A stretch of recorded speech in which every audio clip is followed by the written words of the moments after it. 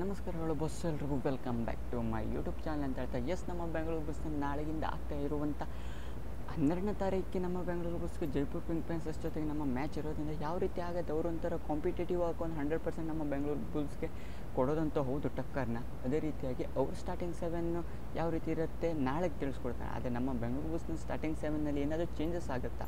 ಯಾಕಪ್ಪ ಅಂತ ಹೇಳಿದ್ರೆ ಸಾಲಿಡ್ ಬೌನ್ಸ್ ಬ್ಯಾಕ್ನ ಆಗಿರೋದು ನಮ್ಮ ಬೆಂಗಳೂರು ಬಸ್ 3 ಮ್ಯಾಚ್ನ ಲಾಸ್ನ ನಂತರ. ಅದಕ್ಕಾಗಿ 2-2 ವಿನ್ ಆಗಿರೋದ್ರಿಂದ 3ನೇ ಜಯವನ್ನು ಸಾಧಿಸಬೇಕು ಅಂತ ಹೇಳಿದ್ರೆ ಜೈಪುರ್ನ ಹೊಡಿಲೇಬೇಕು ಅಂತಲೇ ಹೇಳ್ಬೋದಾಗಿದೆ. ಅದಕ್ಕಾಗಿ ಜೈಪುರ್ನ ಸ್ಟಾರ್ಟಿಂಗ್ 7ನಲ್ಲಿ ಏನಾದರೂ ನಮ್ಮ ಬೆಂಗಳೂರು ಬಸ್ನ ಸ್ಟಾರ್ಟಿಂಗ್ 7ನಲ್ಲಿ ಚೇಂಜಸ್ ಆಗುತ್ತಾ? ಜೈಪುರ್ದು ಯಾವ ರೀತಿ ಇದೆ ಅಂತ ನಾನು ನಿಮಗೆ ತಿಳಿಸ್ಕೊಡಿ. ಯಾಕಪ್ಪ ಅಂತ ಹೇಳಿದ್ರೆ ಅವರು ಹೋದ ಮ್ಯಾಚಲ್ಲಿ ಮೇನ್ ಹಾಕ್ಕೊಂಡು ಧನ್ಕರ್ ಅವರಂತೂ ಸಾಲಿಡ್ ಆಟ ಆಡ್ತಿದ್ದಾರೆ. ಅವ್ರ ಕಡೆ ನೋಡ್ತಾ ಇರ್ಬಿಟ್ಟೆ ರೈಡಿಂಗ್ ಡಿಪಾರ್ಟ್ಮೆಂಟಲ್ಲಿ. ನಮ್ಮ ಕಡೆನೂ ಕೂಡ ಅಲ್ಟ್ರಿಸ್ ಅಮೀರ್ಸಾನಿ ಅವರು ಸಾಲಿಡ್ ಕಂಪ್ಯಾರಿಟಿವ್ಲಿ ಇಬ್ಬರದು ಕೂಡ ಕಾಂಪಿಟೇಟಿವ್ ಆಗಿರೋದಂತ 100% ಹೌದು. ಅದಕ್ಕಾಗಿ ನಮ್ಮ ಸ್ಟಾರ್ಟಿಂಗ್ 7ನಲ್ಲಿ ಏನಾದರೂ ಚೇಂಜಸ್ ಆಗುತ್ತಾ? ಆಗಲೇಬೇಕು ಅಥವಾ ಆಗಬಾರ್ದಾ? ಯಾಕಪ್ಪ ಅಂತ ಹೇಳಿದ್ರೆ 2 ಮ್ಯಾಚ್ ವಿನ್ ಆಗಿರೋದ್ರಿಂದ ಆದರೆ ಉತ್ತಮನ ಆಗದೇ ಇದ್ರೂ ಉತ್ತಮನ ಅನ್ನೋದನ್ನು ತಿಳಿಸ್ಕೊಳ್ಳಿಕ್ಕೆ ಈ ವಿಡಿಯೋ ಮಾಡ್ತಾ ಇರೋದು. ಅದಕ್ಕೆ ಮೊದಲಾಗಿ ಚಾನಲ್ ವಿಸಿಟ್ ಮಾಡ್ತಾ ಹೊಸಬರಾಗಿದ್ದರೆ ಬೇಗ ಚಾನಲ್ಗೆ ಸಬ್ಸ್ಕ್ರೈಬ್ ಮಾಡ್ಕೊಂಡು ನೋಟಿಫಿಕೇಶನ್ ಮಾಡ್ಕೊಂಡು ಬೆಲ್ ಐಕಾನ್ನ ಪ್ರೆಸ್ ಮಾಡ್ಕೊಳ್ಳಿ ಅಂತ ಹೇಳಿದ್ರೆ ನಾನು ಮಾಡೋಂಥ ವಿಡಿಯೋ ನಿಮಗೆ ಮೊದಲಿಗೆ ನೋಟಿಫಿಕೇಶನ್ ಮೂಲಕ ಬರುತ್ತೆ. ಇಷ್ಟೇ ಹೋಗೋದಾದರೆ ನಮ್ಮ ಬೆಂಗಳೂರು ಬಸ್ನ ರೈಡಿಂಗ್ ಡಿಪಾರ್ಟ್ಮೆಂಟ್ ಕಡೆ ಮೊದಲೇದಾಗಿ ಬರೋದಾದರೆ ರೈಡಿಂಗ್ ಡಿಪಾರ್ಟ್ಮೆಂಟಲ್ಲಿ ನಮ್ಮ ಬೆಂಗಳೂರು ಬಸ್ ಯಾವ ರೀತಿ ಮಾಡ್ತಿದೆ ಅಂತ ಹೇಳಿದರೆ ಟಾಪ್ 2 ರೈಡರ್ಸ್ಗಳನ್ನ ಮಾತ್ರ ಪಿಕ್ ಮಾಡ್ಕೊಂಡು ಕರ್ಕೊಂಡು ಹೋಗ್ತಿದೆ ಅಂತಲೇ ಹೇಳ್ಬೋದಾಗಿದೆ ಸ್ಟಾರ್ಟಿಂಗ್ 7ನಲ್ಲಿ. ಯಾಕೋ ಗೊತ್ತಿಲ್ಲ, ಇದೊಂಥರ ಬಿ ಸಿ ರಮೇಶ್ ಅವರ ಥಿಂಕಿಂಗ್ ಇರಬೇಕು ಅನ್ನೋ ಪ್ರಕಾರ. ಒಳ್ಳೆ ಕೋಚ್ ಆಗಿರೋದ್ರಿಂದ ಅವ್ರ ಥಿಂಕಿಂಗ್ ಯಾವ ರೀತಿ ಇದೆ ಯಾರು ಗೊತ್ತಿರೋ ಲಿಟ್ಟಲ್ಲಿ ಹೇಳ್ಬೇಕು ಅಂತ ಹೇಳಿದರೆ ಇಲ್ಲಿವರೆಗೂ ಸೋ ಫಾರ್ ಒಳ್ಳೇದೇ ಆಗ್ತಾರೆ ನಮ್ಮ ಬೆಂಗಳೂರು ಬುಲ್ಸ್ಗೆ ನೋಡ್ತಾ ಇರೋ ಮಟ್ಟಿಗೆ.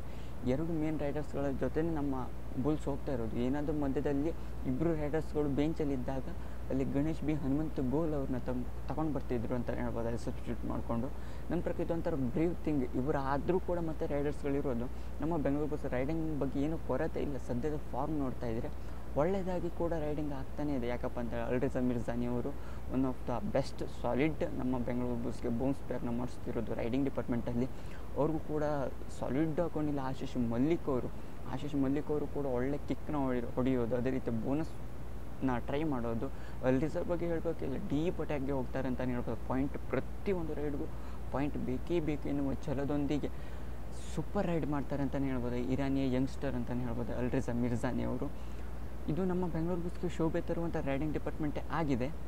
ಅದೇ ರೀತಿಯಾಗಿ ಇಲ್ಲಿ ಗಣೇಶ್ ಬಿ ಹನುಮಂತ ಗೋಳ್ ಅವ್ರನ್ನ ಬಗ್ಗೆ ಹೇಳೋದಾದರೆ ಬಂದಂಥ ರೈಡಿಂಗ್ ಏನು ತಮಗೆ ಸಿಕ್ಕಂಥ ಅವಕಾಶದಲ್ಲಿ ಸಾಲಿಡ್ ರನ್ನಿಂಗ್ ಟಚ್ನ ಮಾಡ್ತಾರೆ ಅಂತಲೇ ಹೇಳ್ಬೋದಾಗಿದೆ. ಕವರ್ಗೆ ಹೋಗ್ಕೊಂಡು ಡೀಪ್ ಹಾಕ್ಕೊಂಡು ರನ್ನಿಂಗ್ ಹ್ಯಾಂಡ್ ಟಚ್ನ ಸಾಲಿಡ್ಡಾಗಿ ಮಾಡ್ತಾರೆ ನಮ್ಮ ಬೆಂಗಳೂರು ಬಸ್ನ ರೈಡಿಂಗ್ ಡಿಪಾರ್ಟ್ಮೆಂಟಲ್ಲಿ ಹನುಮಂತ ಗೋಳ್ ಅಂತ ಬಂದರೆ. ಈ 3 ತ್ರಿಮೂರ್ತಿಗಳ ರೈಡಿಂಗ್ ಡಿಪಾರ್ಟ್ಮೆಂಟ್ ನಮ್ಮ ಬೆಂಗಳೂರು ಬಸ್ಗೆ ಒಳ್ಳೆಯದಾಗಿ ಮೂಡ್ ಬರ್ತಾ ಇದೆ ಅಂತಲೇ ಹೇಳ್ಬೋದಾಗಿದೆ. ಇಲ್ಲಿ 2 ರೈಡರ್ಸ್ನ ಇಟ್ಕೊಂಡು ಕೂಡ 5 ಜನ ಡಿಫೆಂಡರ್ಸ್ ಜೊತೆ ನಮ್ಮ ಬೆಂಗಳೂರು ಬಸ್ ಹೋಗ್ತಾ ಇರೋದು. ಬಿ ಸಿ ರಮೇಶ್ ಅವರು ಹೇಳಿರೋ ಪ್ರಕಾರ 5 ಜನ ಮೇನ್ ಡಿಫೆಂಡರ್ಸ್ ಜೊತೆ ನಮ್ಮ ಬೆಂಗಳೂರು ಬಸ್ ಹೋಗುತ್ತೆ ಪ್ರತಿ ಮ್ಯಾಚ್ಗೂ ಅಂತ ಹೇಳಿದ್ದಾರೆ.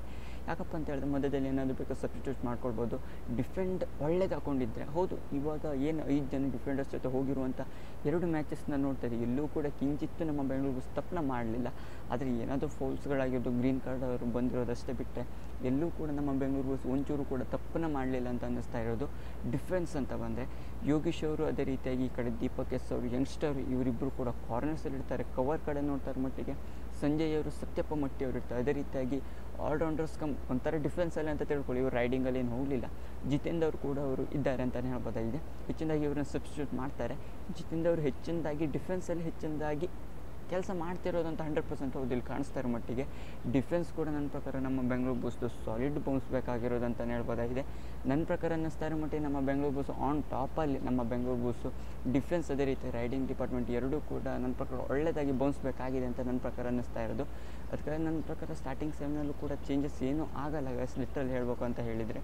ನೋಡು, ಏನಾದರೂ ಬಿ ಸಿ ರಮೇಶ್ ಅವರು ಏನಾದರೂ ಥಿಂಕ್ ಮಾಡ್ಕೊಂಡು ಏನಾದರೂ ಸ್ಟಾರ್ಟಿಂಗ್ 7ನಲ್ಲಿ ಚೇಂಜಸ್ ಮಾಡಬೇಕು ಅಂತ ಹೇಳಿದರೆ ಅಂಕುಶ್ ಅವರು ಬರಲ್ಲ 100%. ಆಕಾಶ್ ಶಿಂದೆ ಅವರು ಏನಾದರೂ ಚೇಂಜಸ್ ಆಗ್ಬೋದು. ಮತ್ತೆಲ್ಲ ಕೂಡ ರೈಡಿಂಗ್ ಡಿಪಾರ್ಟ್ಮೆಂಟ್ ಅದೇ ರೀತಿ ಎಲ್ಲ ಕೂಡ ಸೇಮ್ ಟು ಸೇಮ್ ಎಲ್ಲ ಸಿಮಿಲರ್ ಹಾಕ್ಕೊಂಡಿರೋದು. ನನ್ನ ಪ್ರಕಾರ ಅದೊಂದೇ. ಆಕಾಶ್ ಶಿಂದೆ ಅವ್ರಿಗೆ ಏನಾದರೂ ಚಾನ್ಸಸ್ ಕ್ರಿಯೇಟ್ ಆಗುತ್ತಾ ಅದು ನನ್ನ ಪ್ರಕಾರ ಡೌಟ್ಫುಲ್ ಹಾಕ್ಕೊಂಡಿದೆ.